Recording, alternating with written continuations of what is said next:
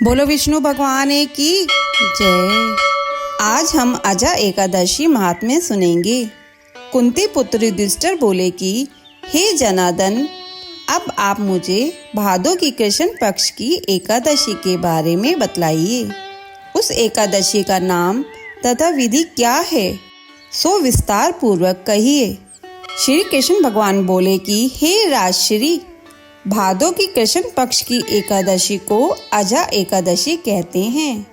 जो मनुष्य इस दिन भगवान की भक्ति पूर्वक पूजा करते हैं तथा व्रत करते हैं, उनके समस्त पाप नष्ट हो जाते हैं।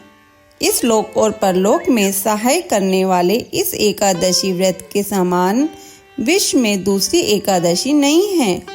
इस दिन भगवान विष्णु जी की पूजा की जाती है। इस एकादशी की कथा इस प्रकार है।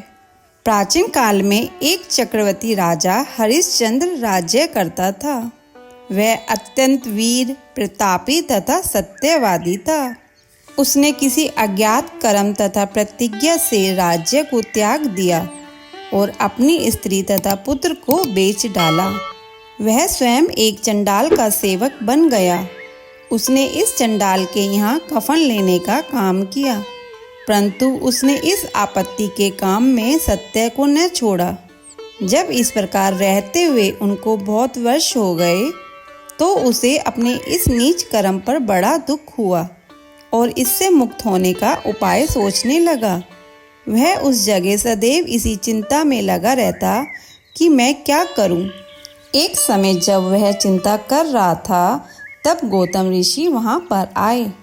राजा ने उन्हें देखकर प्रणाम किया और अपने दुख की कथा सुनाने लगे। महेश गौतम राजा के दुख से पूर्ण वाक्य को सुनकर अत्यंत दुखी हुए और राजा से बोले कि हे राजन, भादों की कृष्ण पक्ष की एकादशी जो अजा नाम से विख्यात है, उस एकादशी का विधि पूर्वक व्रत करो तथा रात्रि में जागरण करो। इससे तुम्हारे समस्त पाप नष्ट हो जाएंगे। गौतम ऋषि राजा से इस प्रकार कहकर अंतर्ध्यान हो गए। हे राजन, यह सब अजा एकादशी के व्रत का प्रभाव था। जो मनुष्य इस व्रत को विधि पूर्वक करते हैं तथा रात्रि में जागरण करते हैं, उनके समस्त पाप नष्ट हो जाते हैं और अंत में स्वर्ग लोक को जाते हैं। इस एकादशी की कथा के श्रवण मात्र से ही अश्वमेध यज्ञ का फल मिलता है। अजा एकादशी महात्म्य संपूर्ण। बोलो विष्णु भगवान की जय। ऐसी कथा और कहानियों के लिए हमारे चैनल को सब्सक्राइब करें। धन्यवाद।